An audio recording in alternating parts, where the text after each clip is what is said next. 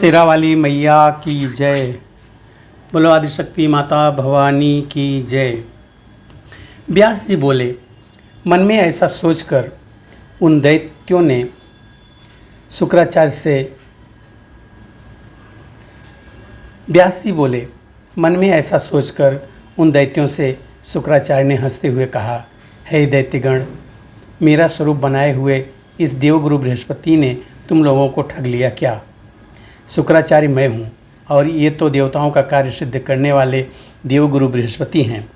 हे मेरे जजमानों, इन्होंने तुम सबको अवश्य ठग लिया, इसमें संदेह नहीं है। हे आर्यों, इनकी बातों पर विश्वास मत करो, ये पाखंडी हैं तथा मेरा स्वरूप बनाए हुए हैं। हे जजमानों, तुम लोग मेरा अनुसरण करो और इन बृहस्पति का त्याग कर दो। उनका यह वचन सुनकर और फिर उन दोनों को समान रूप वाला देखकर सभी दैत्य महान आश्चर्य में पड़ गए। पुनः उन्होंने विचार किया कि हो सकता है कि यही शुक्राचार्य हों। इस प्रकार उन दैत्यों को अत्यंत विस्मृत देखकर शुक्राचार्य रूपधारी गुरु बृहस्पति ने यह बात कही कि मेरा स्वरूप बनाए हुए ये देव गुरु बृहस्पति तुम सबको धोखा दे रहे हैं। हे देवताओं का कार्य सिद्ध करने के निमित्त तुम लोगों को ठगने के लिए आए हुए हैं। हे श्रेष्ठ दैत्यगण, तुम लोग इनकी बात पर विश्वास मत करो। मैंने शंकर जी से विद्या प्राप्त कर ली है और उसे तुम लोगों को पढ़ा भी रहा हूँ। इस प्रकार मैं तुम्हें देवताओं पर विजय दिला दूंगा, इसमें संदेह नहीं है। शुक्राचार्य का रूप धारण करने वाले देवगुरु बृहस्पति का यह वाक्य सुनकर उन दैत्यों को पूर्ण विश्वास हो गया कि यही निश्चित रूप से हमारे गुरु शुक्राचार्य हैं। उस समय शुक्राचार्य ने उन्हें बहुत प्रकार से समझाया, फिर भी समय के फेर से गुरु बृहस्पति की माया से मोहित होने के कारण वह दैत्य समझ नहीं सके। ऐसा निश्चय करने के उपरांत उन्होंने शुक्राचार्य से कहा, यही हमारे गुरु हैं। ये धर्मात्मा हमें बुद्धि प्रदान करने वाले हैं और हमारा हित करने में तत्पर हैं। इन शुक्राचार्य जी ने हमें निरंतर 10 वर्ष तक शिक्षा दी। तुम चले जाओ, तुम धूर्त जान पड़ते हो, तुम हमारे गुरु बिल्कुल नहीं हो सकते। ऐसा कहकर उन मूर्ख दैत्यों ने शुक्राचार्य को बार बार फटकारा और बृहस्पति को प्रेम पूर्वक प्रणाम तथा अभिवादन करके ही उन्हें अपना गुरु स्वीकार कर लिया। देवगुरु बृहस्पति ने इन दैत्यों को पूर्ण रूप से सिखा पढ़ा दिया है तथा इन्हें खूब ठगा है। ऐसा मानकर और इन्हें गुरु बृहस्पति में तन्मय देखकर शुक्राचार्य बहुत कुपित हुए और उन्होंने साफ दे दिया कि मेरे बार बार समझाने पर भी तुम लोगों ने मेरी बात नहीं मानी, इसलिए नष्ट बुद्धि वाले तुम सब पराभव को प्राप्त हो जाओगे। तुम लोग थोड़े ही समय में मेरे तिरस्कार का फल पाओगे, तब इनका सारा कपट तुम सबको मालूम पड़ जाएगा। व्यास जी ने कहा। ऐसा कहकर क्रोध में भरे हुए शुक्राचार्य तत्काल चल दिए और शुक्राचार्य रूपधारी बृहस्पति प्रसन्न होकर निश्चिंत भाव से वहाँ रहने लगे। तदनंतर शुक्राचार्य जी के द्वारा उन दैत्यों को शापित हुआ जानकर गुरु बृहस्पति तत्काल उन्हें छोड़कर अपना रूप धारण करके वहाँ से चल पड़े। उन्होंने जाकर इंद्र से कहा, मैंने अपना संपूर्ण कार्य भली भांति बना दिया है। शुक्राचार्य ने उन दैत्यों को श्राप दे दिया है और बाद में मैंने भी उनका त्याग कर दिया है। अब मैंने उन्हें पूर्ण रूप से असहाय बना दिया है। अतः हे श्रेष्ठ देवतागण, आप लोग युद्ध के लिए अब उद्योग करें। हे महाभाग, मैंने उन दैत्यों को साप से दग्ध कर दिया है। गुरु बृहस्पति का वचन सुनकर इंद्र बहुत आनंदित हुए और सभी देवता भी हर्षित हो उठे। तत्पश्चात गुरु बृहस्पति की पूजा करने के व युद्ध के लिए मंत्रणा करने लगे। आपस में भली भांति सोच विचार करके सभी देवता एक साथ मिलकर दानवों से लड़ने के लिए वहाँ से निकल पड़े। उधर महाबली देवताओं को युद्ध की तैयारी करते आक्रमण से के लिए उद्यत तथा शुक्राचार्य रूपधारी गुरु बृहस्पति को अंतर्हित जान करके दैत्यगण बहुत चिंतित हुए। अब उन देवगुरु की माया से मोहित हुए दैत्य आपस में कहने लगे कि वह गुरु शुक्राचार्य कुपित मन होकर यहाँ से चले गए, अतः हमें उन महात्मा को भली भांति मनाना चाहिए। वह पापी और कपटकारी में अत्यंत प्रवीण देवगुरु हमें ठग कर चला गया। अपने भाई की पत्नी के साथ अनाचार करने वाला वह भीतर से कलुषित है तथा ऊपर से पवित्र प्रतीत होता है। अब हम क्या करें और कहाँ जाएं? अत्यंत कुपित गुरु शुक्राचार्य को अपनी सहायता के लिए हम किस तरह हर्षित तथा प्रसन्नचित्त करें? ऐसा विचार करके वह सभी एकजुट हुए प्रहलाद को आगे करके भय से कांपते हुए वह दैत्य पुनः भृगुपुत्र शुक्राचार्य के पास गए। वहां पहुंचकर उन्होंने मौन धारण किए हुए उन मुनि के चरणों में प्रणाम किया। तब क्रोध से लाल नेत्रों वाले शुक्राचार्य उनसे कहने लगे, हे जजमानों, मैंने तुम लोगों को बहुत समझाया, किंतु देवगुरु की माया से व्यामुग्ध होने के कारण तुम लोगों ने मेरा उचित हितकर और निष्कपट वचन नहीं माना। उस समय उनके यश बसवर्ती हुए तुम सबने मेरी अवहेलना की। मद से उन्मत्त रहने वाले तुम सबको मेरे अपमान करने का फल अवश्य मिल गया। तुम लोगों का सर्वस्व छिन गया।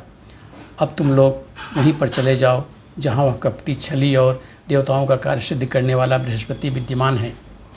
मैं उसकी तरह वंचक नहीं हूँ। व्यास जी बोले। इस प्रकार संदेह युक्त वाणी में बोलते हुए शुक्राचार्य के दोनों पैर पकड़कर प्रहलाद उनसे कहने लगे।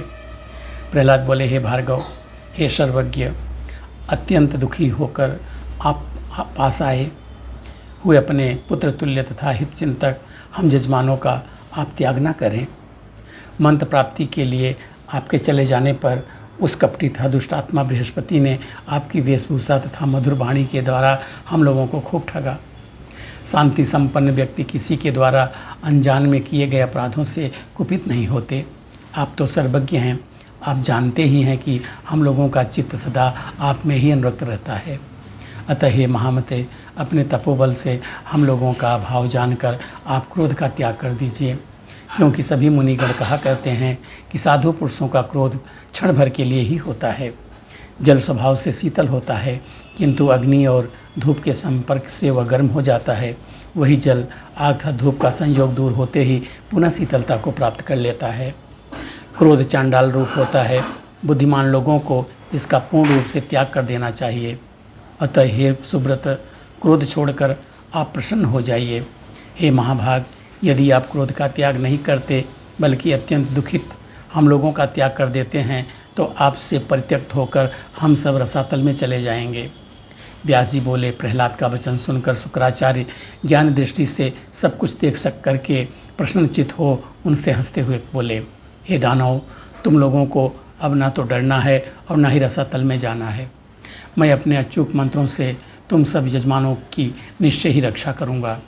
हे धर्मज्ञों, पूर्व काल में मैंने ब्रह्मा जी से सुना है, वह हितकर सत्य तथा अटल बात मैं तुम लोगों को बता रहा हूँ। मेरी बात सुनिए। निश्चित रूप से होने वाली शुभ या अशुभ घटनाएं होकर रहती हैं। धरातल पर कोई भी प्राणी प्रारब्ध को टाल पाने में समर्थ नहीं है। इसमें संदेह नहीं है कि तुम लोग आज समय के फेर से क्षीण बल वाले हो गए हो। अतः एक बार देवताओं से पराजित होकर तुम लोगों को पाताल में जाना ही पड़ेगा। अब तुम लोगों का समय परिवर्तन उपस्थित हुआ है, ऐसा ब्रह्मा जी ने कहा था। कुछ दिनों पूर्व तुम लोगों ने सब प्रकार से समृद्ध राजसुख का भोग किया था। उस समय देवताओं पर आक्रमण कर तक पर चरण रखकर तुम लोगों ने दैव योग से पूरे 10 युगों तक इस दिव्य त्रिलोकी पर शासन किया था। अब आगे आने वाले सावर्णी मनवंतर में तुम्हें वह राज्य पुनः प्राप्त होगा। तुम्हारा पौत्र बलि तीनों लोकों में विजयी होकर राज्य को पुनः प्राप्त कर लेगा। जिसमें वामन रूप धारण करके भगवान विष्णु ने राजा बलि का राज्य छीन लिया था, उस समय भगवान विष्णु ने आपके पौत्र बलि से कहा था कि हे बले, मैं तुम्हारा यह राज्य देवताओं की अभिलाषा पूरी करने के लिए छीना है, किंतु आगे सावर्णिक मनवंतर के उपस्थित होने पर तुम इंद्र हो जाओगे। शुक्राचार्य बोले, हे प्रहलाद, भगवान विष्णु के द्वारा ऐसा कहा गया, तुम्हारा पौत्र बलि इस समय सभी प्राणियों से अदृश्य रहकर डरे हुए की भांति गुप्त रूप से विचरण कर रहा है। एक समय की बात है, इंद्र से भयभीत बलि गर्दभ का रूप धारण करके एक सूने घर में स्थित थे।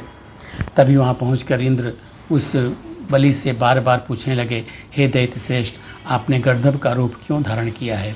आप तो समस्त लोगों का भोग करने वाले और दैत्यों के शासक हैं।